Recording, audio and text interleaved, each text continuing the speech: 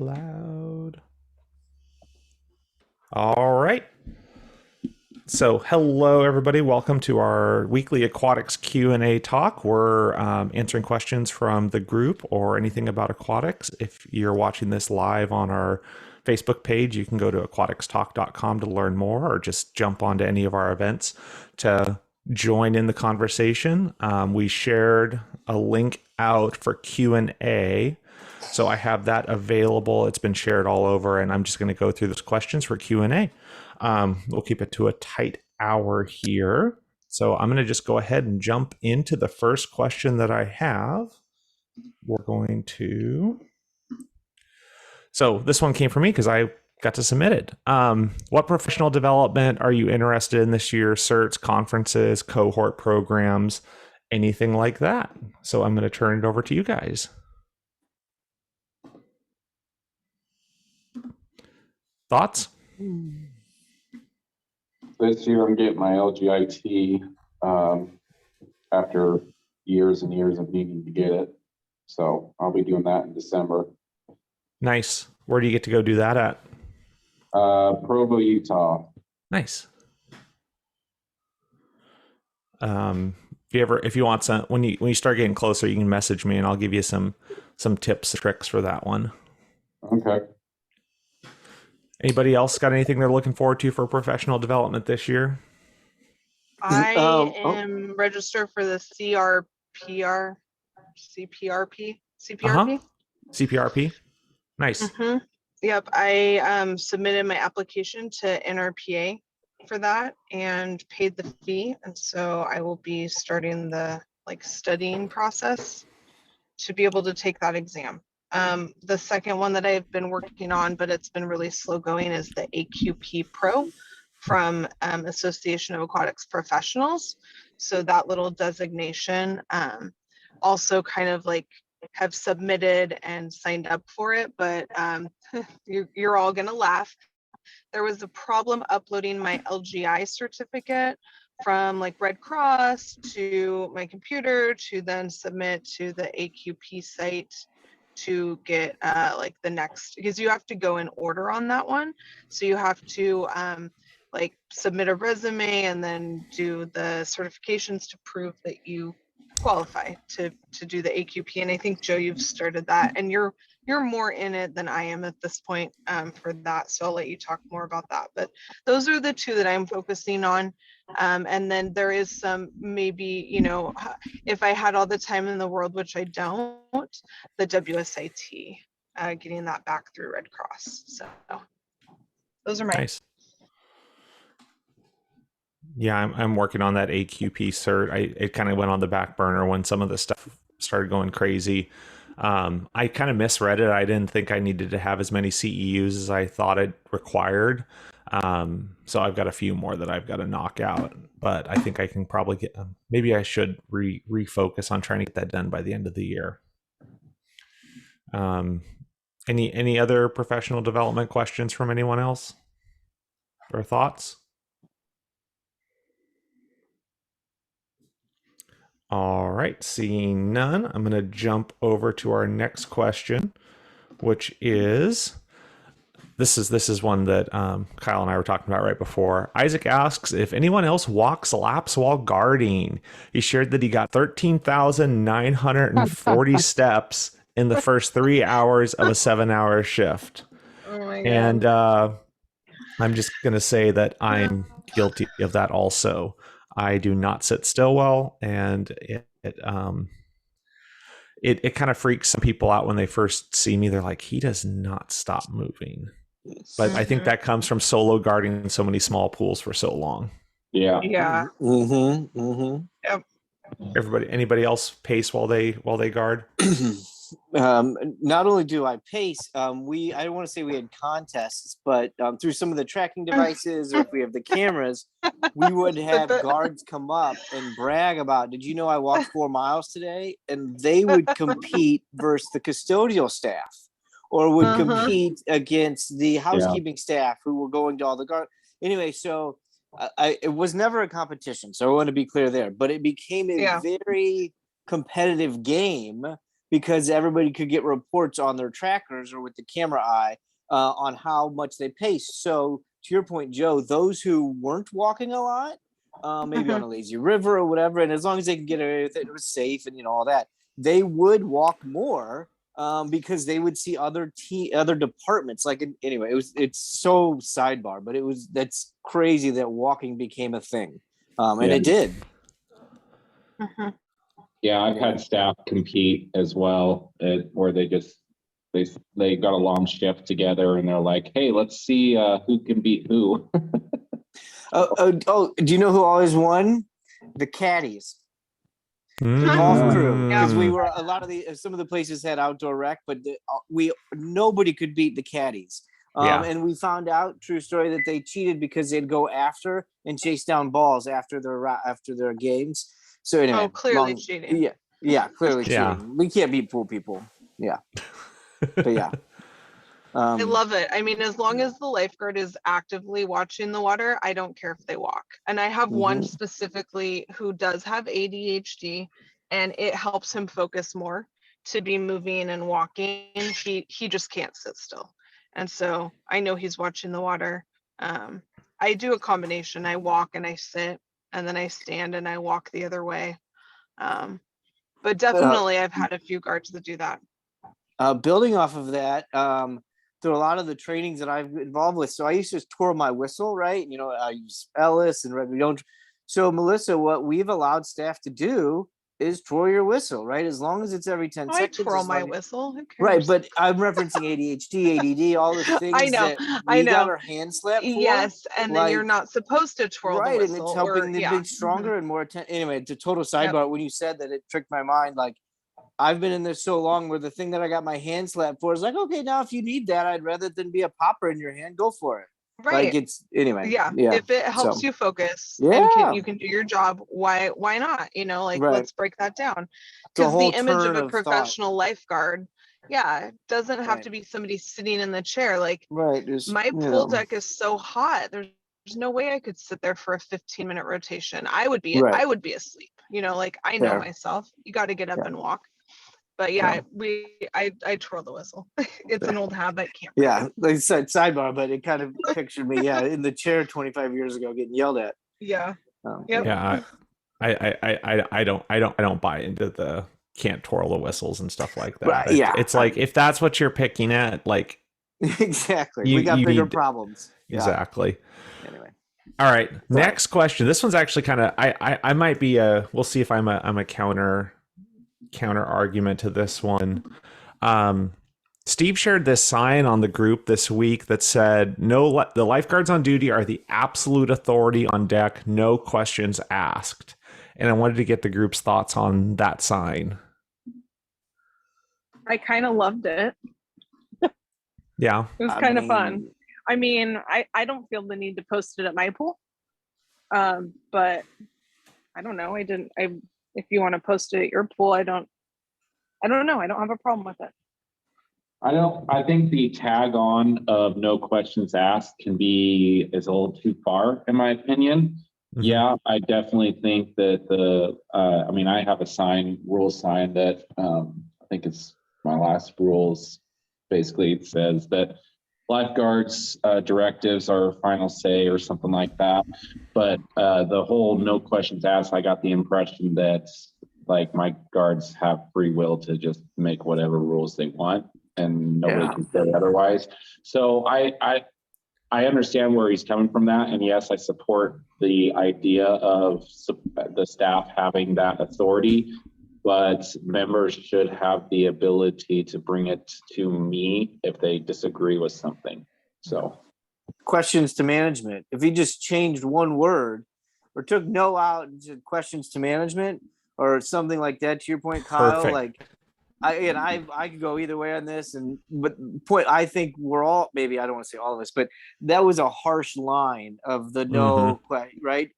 And again, I don't disagree with the philosophy behind it, and I want my staff to think about it. And I show the Roadhouse clip, if y'all ever seen Roadhouse, where Patrick Swayze gives his speech, anyway, I show that clip to my team, right? So I get it, but give them an out. I think that the sign doesn't actually get help. It doesn't give the complainer an out.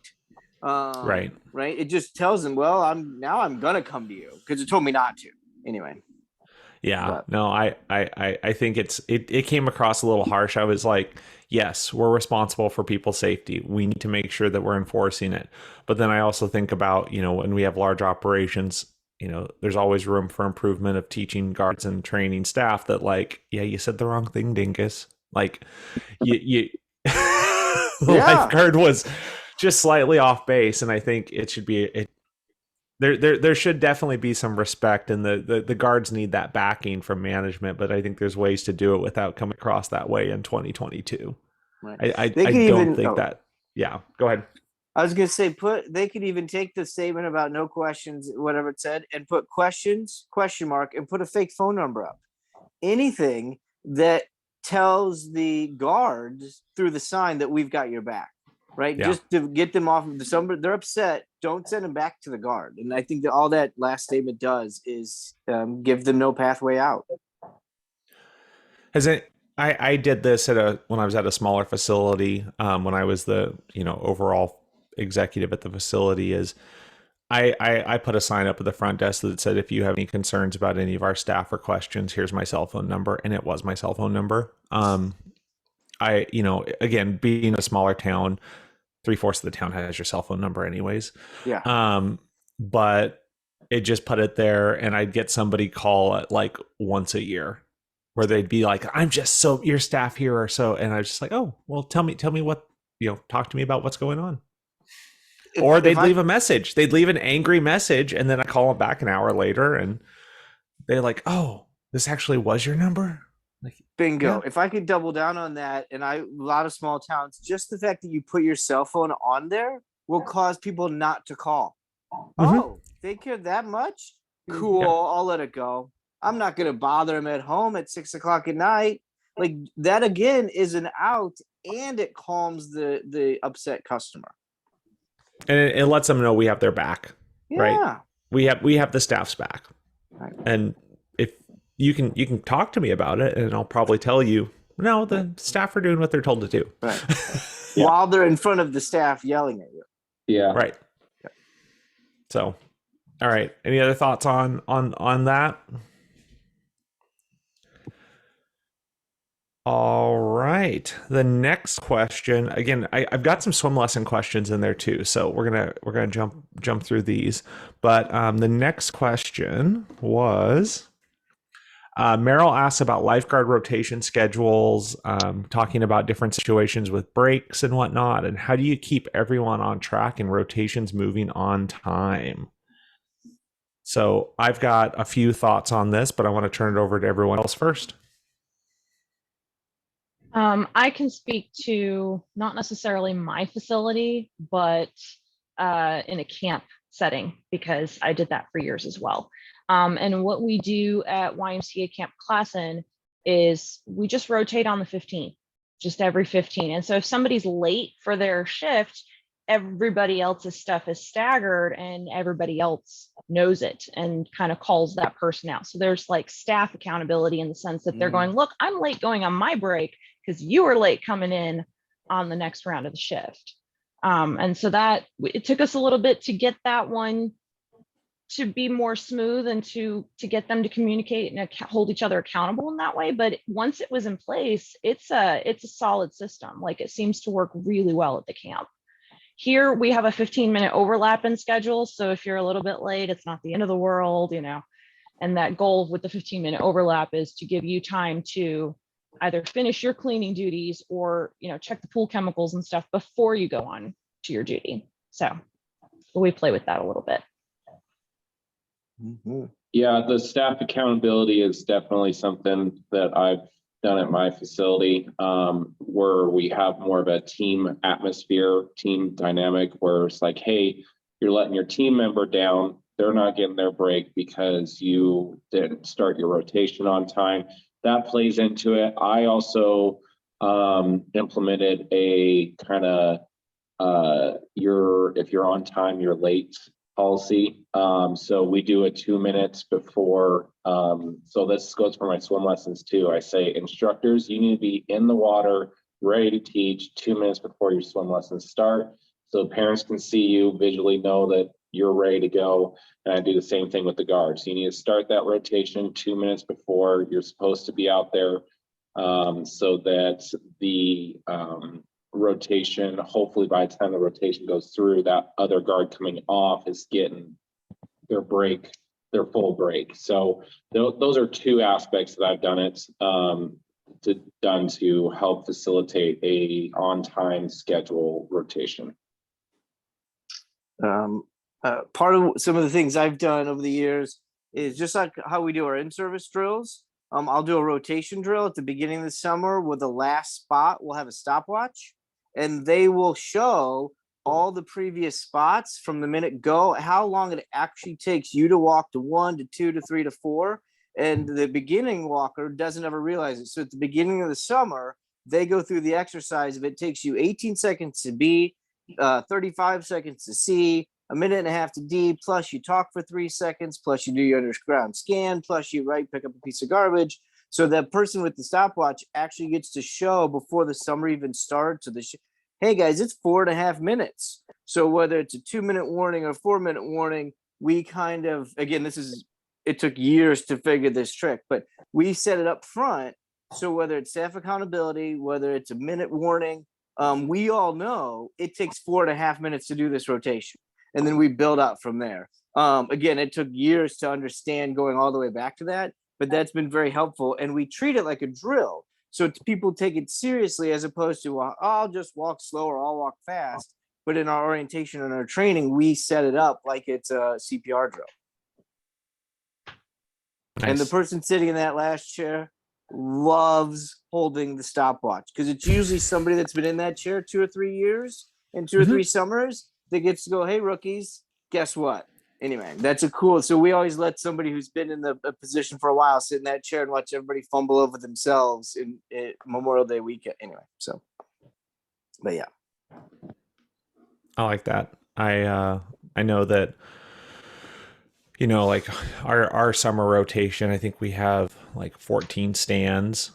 So we actually have they go 5 to 6 rotations, and then they have a down rotation, a maintenance break.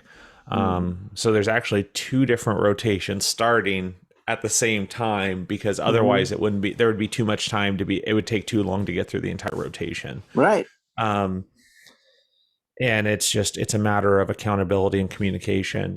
Even if you think about it, even if somebody needs to take like a 10-minute break, if you're doing a 15-minute rotation, you should be able to get through 2 to 3 minutes to rotate, and then a minute or 2 before your 10's over to be able to get back into that rotation.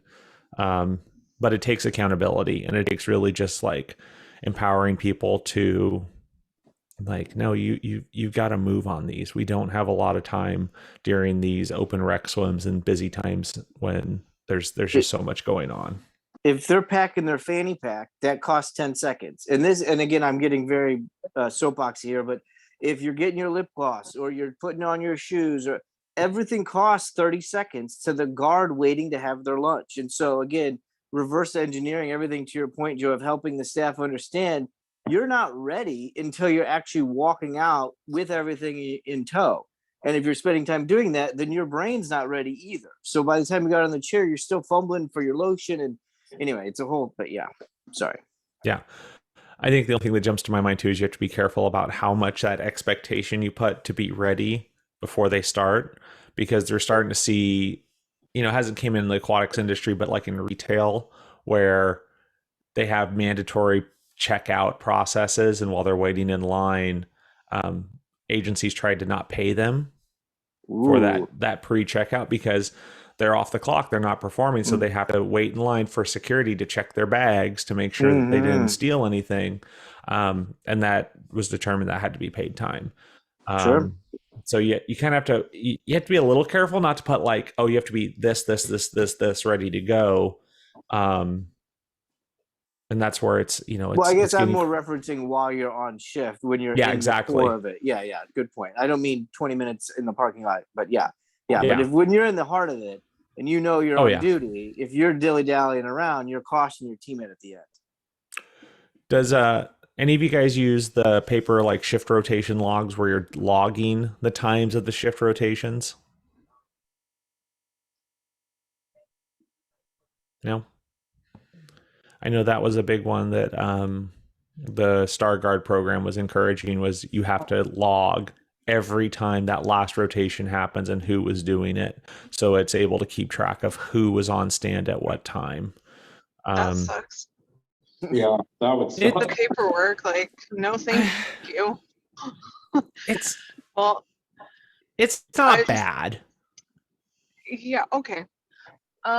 At Not my bad little is different tiny than not good. facility where yeah, I only have 2 guards, so typically, I mean, at most we'd have 4 out there, and they all like, if there's a guard that doesn't get out there on time, they know about it, and they just straight up tell them, like, you got to rotate faster, and it's my break, you're shorting me my time. And then some of the more petty lifeguards will rotate later on purpose, and then they play that game where they're all rotating late. Mm-hmm. And so I usually let that one play itself out, and then we talk about it after the whole shift is over. But I have considered setting a timer in the guard office that just goes off every 15 minutes to get them out. But we don't have to, like, they can see the other lifeguard coming out, so then the lifeguard on stand is like ready to be done, and it's a pretty quick transition, so everybody gets their break at my tiny little pool. Yeah, great discussion on that, everyone. The next one, this one's for me, and there's been a lot of dog day pictures going on. So who hosts dog day events at the end of your season? What goes into it, and practices have you found work? We're getting ready to host ours, and I'm my first year. Yeah, I've been involved with it, but this is my first year having to be the event coordinator. So anybody have experience with it? Are you doing it at your outdoor pool? Yeah, the otter. Yeah, we're doing it outside. Okay. Yeah, I think it's October 1st. It's that first Saturday in October. We looked at it for Splash to do it, Mhm. but it's the ingress and egress that just didn't work because Right. the dog's got to be able to get out of the water. So Otter Beach, obviously, where you're at, is ideal for that particular situation. But we did look at it, but it just It's safety tough. wise for the animals, it wasn't, Yeah. a great We choice. I tried to steal the idea when I was at a little belly button pool, little box indoor pool. It kind of worked, kind of. Like, some of the bigger dogs had fun chasing balls and stuff, but like the little dogs had a hard time getting in and out. Some of the things I found is the pool operator side of it. Dechlorinate the pool, keep just a minimal amount in there just to hopefully hold it through the day. And then I would actually buy the pre-cut, really generic, really loose. It almost looks like sponge material for air filters. You can get it. It's like a coarse sponge, and I would cut it to fit inside my hair and lint strainer baskets, and that would help protect. It'd catch a lot of the hair, and then I'd also put little netting, weighted netting that I'd put in my gutters, because I have lift out plastic gutters. I'd put those around at all the downspouts in the gutters, to help keep hair out of the system. It is a hot mess. But it's a lot of fun. It's dog days are my favorite days of the year, even though I've been the one that's had to clean up after it for more than anything else. And so we also do, lastly, we do like an airlock system where we, not airlock, but we use big mats to basically have like a gate. So they come in the front gate. This gate stays closed until everybody's in. We give them their safety talk after, they've already paid and everything. Everybody's in there. and then we open it and let them all out. And we keep this one closed as people are ready to go. We get them in, make sure they're in, close it, and then open it so we don't have stray dogs running out to the parking lot and everything else. So it's pretty good. Hey, Patrick, I see you've got your hand up if you want to chime in on this. Oh, yeah, thanks. Yeah, that's my question. I was at a nightmare of a dog day at one municipal outdoor facility, and a manager, upper management, like they ran it, they didn't let the chlorine burn out, and they ran it under normal operations, and it was a nightmare. Just they had a brand new, Defender filter, and come startup every year, they were cleaning dog hair out of it forever, because she's like, the rationale being like, oh, people have to get in with their dogs, so we have to keep the chlorine to standards and stuff. So that was like a crazy battle. And then that's ingenious, like to keep the dogs locked in. We had a bigger like opening gate facility that it was like a huge door, so we didn't have a choke point, and like park attendants would have to keep dogs from running out. So one dog got out, like got in a fight with a raccoon. It was crazy. Yeah, we had some like and then we had some intern with the city, like hotshot intern, that social media marketed the heck out of this thing, and like 500 dogs showed up with however many people. Craziest lifeguarding, one of the craziest lifeguarding experiences I've ever had. So A lot of dogs.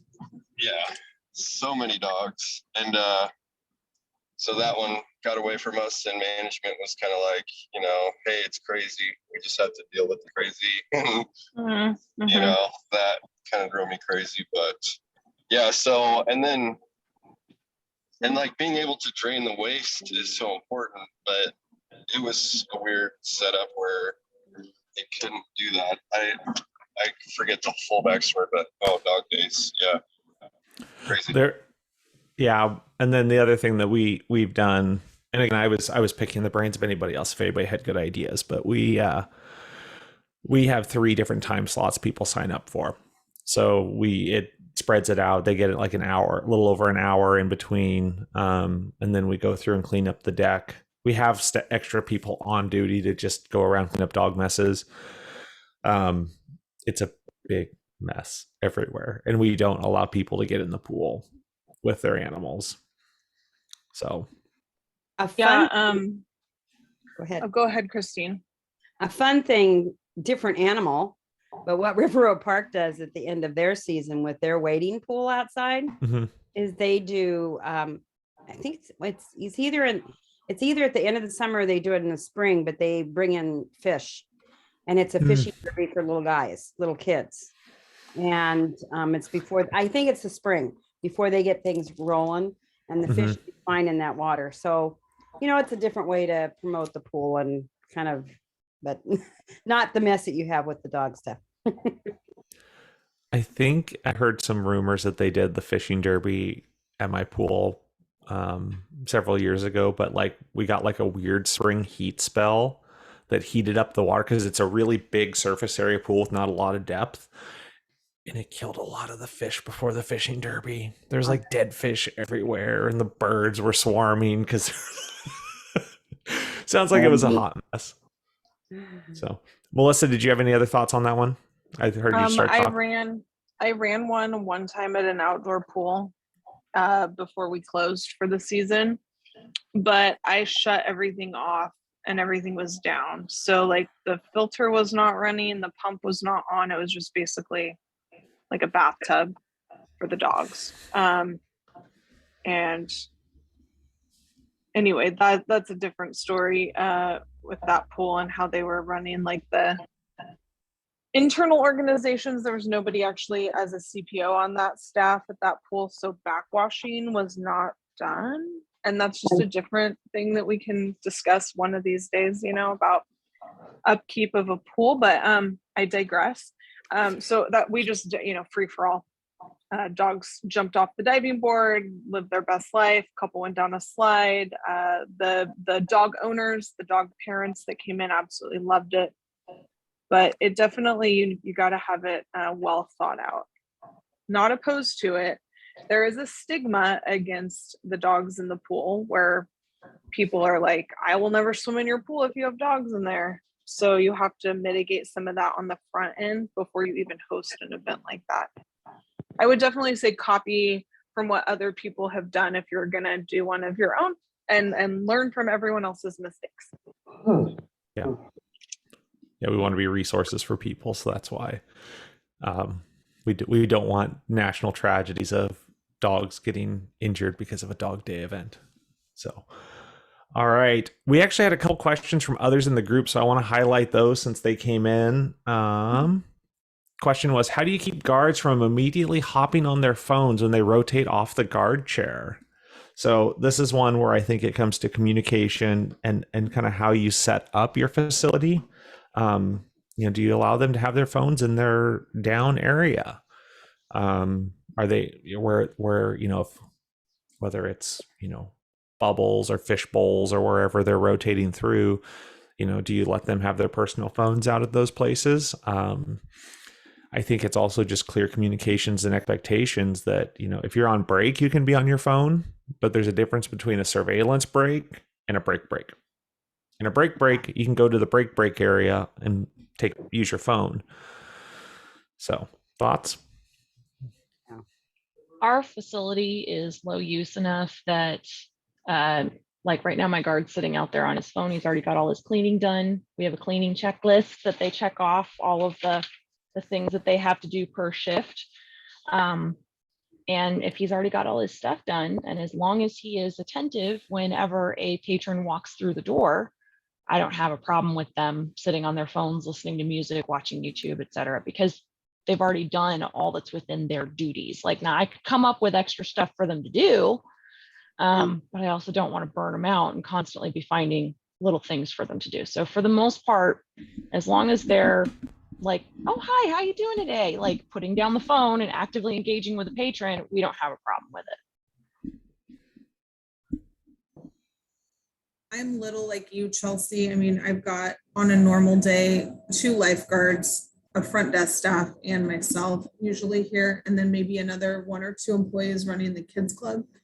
And for the lifeguards, at least, the expectation is that they get off the stand, go through the locker room, do just a quick check on everything, make sure no one's dead in the locker room, check the toilet paper, check the soap, and then they clean, and then they sit on their phone. I mean, they're here. My shift is like 5:15 in the morning to 10:15. Like, that's one shift. So they've got a 5-hour chunk. So I don't actually have to have them clock out and take an unpaid lunch break, but I do have to provide them a 10-minute rest period. So it coincides with one of their rotations. And I tell them, you can check your phone every rotation as long as you are actively cleaning as well. So there's like a catch, like a give and a take. It did get so bad at one point. This was a few years ago. This was pre-COVID, where I actually had a phone basket and I collected the cell phones when they got to work because they were just not doing anything at all. So once they could like earn that back, but then, then on some other level, I don't care. Like, I don't have time to care that much that they're in there, like quickly checking a phone or responding to a text or taking a Snapchat. Like, are they doing the job that I hired them to do? Are they professional? Are they rescue ready when they're in the stand? And then I just don't care, I guess. Like, the cleaning is a secondary thing. So if it's really important that they're actively working, then you have to have a better policy to enforce it. At least that's what I found. So I go back and forth on it. Sometimes it's like, put the phone up, I don't want to see it. And other days it's just not worth the struggle.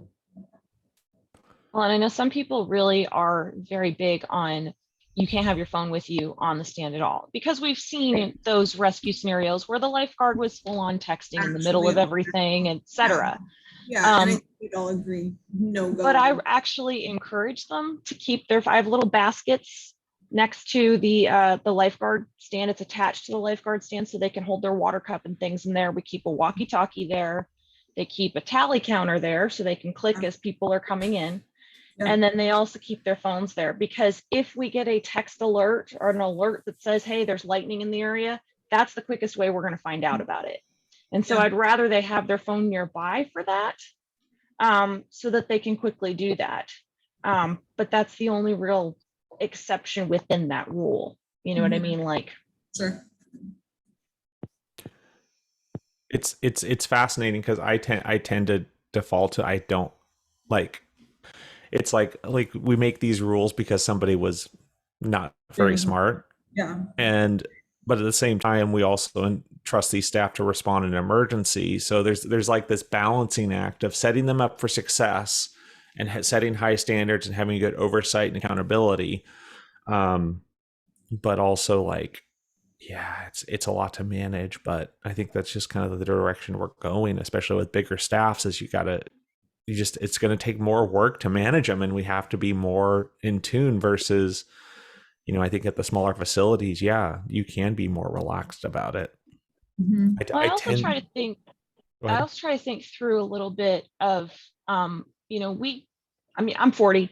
You guys are all close to me, if not older. We grew up without this technology. It wasn't in our hip pockets all the time. And so they've grown up with it and they don't know how to disconnect from it. It's Right. how they mainly communicate with everybody for everything. So who am I to then come in and be like, okay, you have to put that aside like consistently for 4 hours and not look at it and not touch it and not have any, it's like cutting off their main form of communication with the world. Right. And while in my brain, it's like, well, of course you don't talk to people, you're lifeguarding.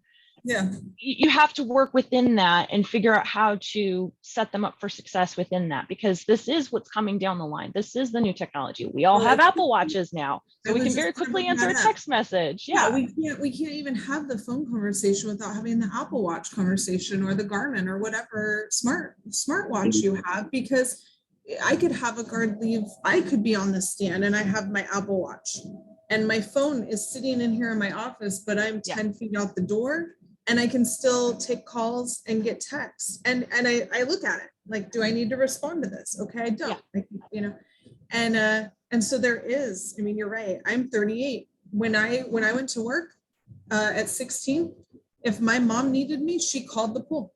She called the landline. And then somebody answered and said, hey, Melissa, like your mom called and like you need to go home or whatever, right? That's what we did. And now if you want to communicate with your kids, you text them while they're at school because they have a cell phone with them. And I'm fighting with my 8-year-old daughter on when she's going to get a phone because she thinks she needs a phone right now. Okay, so yes, what Chelsea's saying is 100% accurate. We are hiring, and 15 is not that far off. They've grown up with this technology. So you embrace it, or I don't know, like, is it worth losing a staff member because they're checking their phone on a break? I guess, that's where I keep struggling with it. So I think that one of the ways to look at it too is that, we talked before last week about their need to be social. They aren't, not the lone wolf mentality to keep them happy and keep them engaged. But I also think that you can put it in perspective for them. If you're going through the drive-through to get your lunch, what would you do if the person that is checking you out is on their phone? How would you feel as a customer? And kind of just giving them, this is the right time to use it, and this is not the right time to use it. And also the perception of the public. If you're going to have something go down in the facility, what is the perception of the witnesses you have in the water or on the deck that watch things go on and say, well, I saw that person on their phone head down for 5 minutes. Right. Because it goes that fast. It's the same thing we dealt with in rotations, where they would chit chat and we kind of okay, you can have a quick chit chat. Then we realized they were losing the scan on the pool because they were engaged in that conversation. So I think it's a matter of how you help them understand the reasons for your rules and give them examples of that. And there's an excellent one where there was a gorilla in the middle of a group of people. That you as a watcher never saw the gorilla because you were so involved watching the people with a red ball that was being passed around. I saw the gorilla, Christine. I used to do that for the guards and go, you are staring at the water but that doesn't mean that you are seeing anything. Right. You have to Yeah, be sure that looking. you're actually seeing something. Looking is not searching. It's not actively guarding, scanning, searching, doing all of it, right? So that's a valid point. So I think that's just giving them the perspective of what they got. Yes, they've grown up with it, and yes, they have it. And it's just like having music on the stand. In Canada, they were doing that and having better results with guards because they could hear the music as they're guarding. It just helped them. I put music on my speaker and I sing right along with it while I'm lifeguarding. So when we talk about walking around the pool, I'm also dancing around the pool and singing as I'm watching. And everybody's like, there she is. I'm like, hi. Yeah. No, great points, everyone. Patrick, I saw you had your hand up. I don't know if you want to chime in any on this or not. Just give you a sec. All right. Are you looking for that gorilla video, Joe? No, I'm not actually. So good. I'll probably I do have to run an in service in a couple of weeks, so it's probably about time those guys saw it. That one's a So great video. another one from the group. Somebody submitted, does anybody have a good indoor lightning SOP that they can share? I am in a newer role and there hasn't been one established. I haven't yet done a deep dive on it. So I was actually just type mine up. yeah. Do y'all follow? Go ahead. I dealt with this at Tamarack when I got up there because I never had to deal with that before. And gosh, Joe, I can't remember what it was. It wasn't going to be an issue for our facility to have to get anybody out of the water during lightning for the indoor. Yeah, we don't. Yeah, indoor, we don't get anybody out of my facility either. Either of my facilities that I've done in the past, I've never gotten them out. Yeah. We do because our pool was built in 1960. And even our newer pool, we're not entirely sure if it's been grounded. So our standard, especially since one pool is one age and we don't know about the newer pool, it's just, nope, we're just closing everything down. And that includes our sauna and steam room because it's on the large full pool deck, which, doesn't make people happy. But I did recently, if you pass me their email, I will send them a copy of what I literally just typed up because I had to make a very clear copy for our front desk so that they could answer questions, because that's obviously where most of the questions go to is people go to complain to the front desk. But I also pulled some of that standard stuff off of Redwoods, which is our insurance. So then, typing it up so that it made sense specifically for our facility. But I do have a policy typed up now that specifically says if lightning is within 10 miles of our location, we shut it down for 30 minutes. And where do the people go? They're just not allowed in the pool areas. So our pool areas, they can be completely locked off. So there is, in my small pool, there is an outer door that just shuts and locks. And so nobody can go onto that area. That there's a hallway then that leads out to the rest of the facility. And the same thing with the large pool. There's 4 doors here on the pool deck that close, that they just go to the locker rooms. So that just closes off all the doors and access to the large pool. So that the rest of the facility is still available to them. They can still go to the weight room. They can still go to the gym, all that's there. But the pool's just shut down during that stuff. And then I also have a text alert system whereby I send out text alerts to those that have signed up because the complaint was, we don't know when the pool's closed. We came to the facility and now it's closed. What, So we started a text alert system where as soon as I know, and I just double check, hey, guards, did you get that alert as well? Are you shutting it down? Okay, great. And then I send out an alert via the text alert system. And so we have 90 people at the moment that are signed up for it and are happy to receive those alerts. So they know when it's closed and when it's opening. Do you guys, those are mostly your lap swimmers. Yeah. It's our lap swimmers and our people who are very dedicated to their sauna and steam time that get upset if they don't get their time in. But they also now know the complaint is in Ardmore, Oklahoma, we are really the main facility for miles around. So some people are going, well, I drive a half hour or more to get in here, Okay, but you can also track the weather and see what's coming through and understand that there's the potential it might be closed. They get really upset when they arrive at the front door and it's, oh no, it's closed. I didn't know. well, there's not a whole I can't control the weather. I'm sorry. Do you guys let them use your showers when you close the pools for lightning?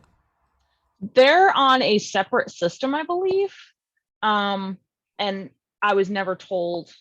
The current policy that was already there, and basically everything that was on Redwoods said that they can still use everything in the locker rooms, but they couldn't use the pools themselves. Okay. Yeah, I've been at both facilities that have had practices of close indoors, don't close indoors. I mean, obviously, I think everyone's in agreement. We close outdoor pools if there's nearby lightning, and we're fortunate we can move people inside. But I can see the valid arguments either way, and I don't know. I have to go with what our insurance carriers say, and they haven't determined it's a risk for us right now. So that's where I'm at with it. And I we think didn't most have. of ours newer. Go ahead. Sorry, go ahead. Go ahead. Christine, Okay. and then Kyle. Well, what I was concerned about with ours, because it was a very small facility, so we didn't have other areas to send them to. And so it's like, okay, do I choose to send them out in the parking lot in the rain and lightning with their kids, or do I keep them in here where they're, safer? So once we were able to determine the grounding on the building, then we didn't have it as an issue. But that's Great point. God, what you do with them after you take them out, where do they go? Great point. Go ahead, Kyle. And I was just going to say, I think most newer facilities, newer meaning 1990s, early 2000s, and newer, they've worked into the grounding aspect in their builds. Like this facility that I'm currently at, it's only 3 years old. They grounded the crap out of, like, they way did more than I thought they needed. They got all kinds of grounding points on this facility, so there's no chance. So that's why I've never shut down in that regard, and I think most newer facilities are set up that way if people are not sure. Great feedback. We've got about 10 more minutes here, so I'm going to jump into the last couple questions. We had a question come in from Emily in the Facebook group. She asks, it was just this morning this question came up, so I wanted to snag it. How do you handle requests for accommodations and scheduling makeup classes due to religious reasons? So like a class runs on Monday, Wednesday, they do their makeup day on a Friday, which is considered a holy day for those practicers. So thoughts? We really haven't encountered that. What I do have in place is if the pool closes due to, our issues, or if we close the pool for lightning, for chemicals, for anything, we will remake up your lesson. But if you choose not to come, that's on you. That's the flat policy at the moment. But I haven't encountered that specific. I don't know, maybe we just don't have a lot of different religious areas down here. But we really haven't encountered that. Yeah, same thing. If we reschedule it, it's up to them to determine whether they want to come to it or not. We're not going to schedule every little inconvenience type deal. It would seem that possibly for that kind of situation, so that you don't get into a minefield, publicly, is to offer a credit for the class. So if they can't make the makeup because of religious reasons, then you just give them a credit on their account, maybe for that one class, as opposed to trying to schedule your instructors for special days. That was my recommendation, is either to give a credit, or I'm a big proponent of giving like a family day pass to use the facility together as a family for missed lessons too. Get the family in together to practice those skills together as a family. Makeups are just too hard to schedule when you've got on, a lot of conflicting things like that. It gets, well, I didn't get the message, or I can't make that makeup. Just give you credit for next time. If you want, we can give you if you're not going to sign up for lessons again, we'll give you some passes that are good for, a year. If somebody's really adamant about like, no, I want a refund, we'll process it through our refund process. But I would much rather go down that road than trying to schedule makeup classes. So, any other thoughts? This next question is actually of a similar vein. I'm going to switch over to it here.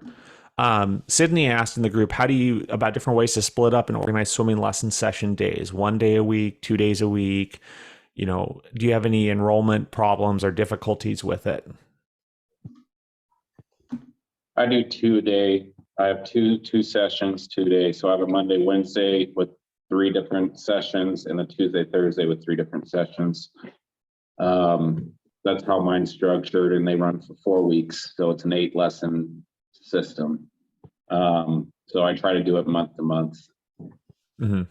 And it seems to work well. They used to do 3-week sessions at this facility, and that was just a nightmare for scheduling. Parents were constantly, okay, when does it start? Like the month. Parents specifically have been very thankful that it's like, okay, it's a new month, it's new lessons type deal. So that's how I've run mine. How's that format working out for you? Because we tend to do the standard YMCA 2 weeks at a time thing, and so that's you run interesting 4 to days. schedule out. You run 4 days, 2 Monday weeks. through Thursday for 2 weeks at a time. Yeah, and it's generally, according to my pool schedule, it has to be like after 6:15 in the evening. So it's always evenings. Okay. Yeah, so I run the same. I use the template from YUSA for their swim lessons to run my kind of hybrid my program with that. And we do the way our pool works out is that the schools locally get out at 3:30. I have swim lessons start at 4:35, and 5:10. They run for 30 minutes. And it's a Monday, Wednesday, or Tuesday, Thursday, and it goes for 4 weeks, twice a week. And that works really well because parents oftentimes, like with our YMCA, we have soccer that's on Mondays and Wednesdays. So if they want their kid to do something every day, they schedule their kid on Monday, Wednesday for soccer, like what's just going on right now. And then they do their swim lessons on Tuesday, Thursday. It's a lot less commitment for them. 4 days a week for them, for my area, seems to be a struggle to do those 2-week intensive ones to get the kids in here, whereas the twice a week, every other day is working well for our area. Again, I have ran facilities. Typically my outdoor facilities, we did the 2-week, 4 days a week thing during the summers. That worked, but during year-round facilities, it never seemed to take at the facilities I've worked at, whereas this process of a 4-week program twice a week works really well. We did in the summertime, we offered 4 days a week, 2 weeks, because people travel. And right, yeah, and that's why it works. The morning lessons would be like that, and then that was just in the summertime. Yeah. And then in the rest of the year is the same setup that you are talking about in terms of 2 times a week. Ditto on all that. 2 days a week through the school year, 4 days a week in the summer. We also do run a Saturday lesson session, 1 day a week on Saturday mornings. Learning objectives, I don't know if it's, the most effective, but it's a heck of a lot better than nothing. But what we've actually ran into in our facility is due to swim meets and closures and, hosting meets, that the session gets so broken up that this year we've just canceled those sessions because we just don't have, it's way beyond, like, it'll be like 2 weeks off, 1 week on, a week off, 3 weeks on. Nope, we're going to bag it until we get into springtime when the meet schedule slows down.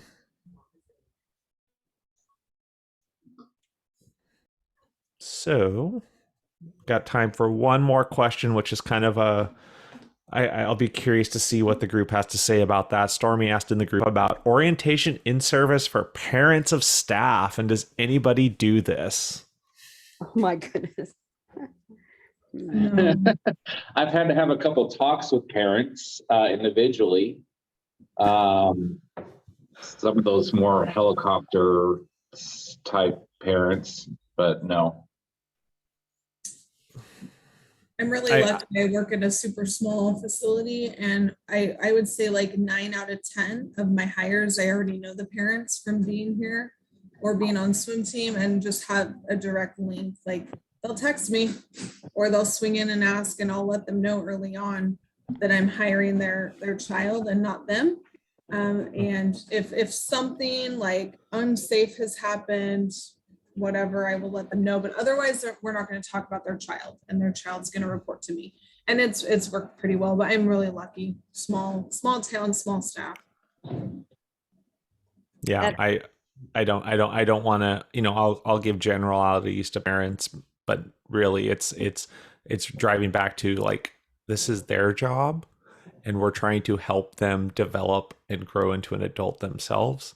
So, you know, obviously if there's health and safety concerns, things like that, let's have that communication with me and them. Yeah. And we'll talk about it. I as my child is getting up to the age of starting to work and probably will be working at other facilities, I keep reminding myself, you know what? If there's that much problems going on, they can find another job. So, any other thoughts on that one? All right. Well, we're just at 10 o'clock, so I'm going to go ahead and probably call it a day today. I'm really thankful. We got a couple people chiming in questions from outside. I think we're going to be good for the next few weeks for me to host. I'm going to try to get the Slido for questions. I want to keep using it for a couple of weeks because it's nice because people can hop on, submit their questions throughout the week, and if there's ones they're like, "Ooh, I want that one answered," they can upvote it. You know, for me, I just go through if there's nothing on there, which has been mostly the case, I just scroll down through the group for the last week and pull questions that I think are interesting. But yeah, if anybody else has any other thoughts, you know, let us know. But otherwise, we'll see you guys all in a week. So thanks for coming on.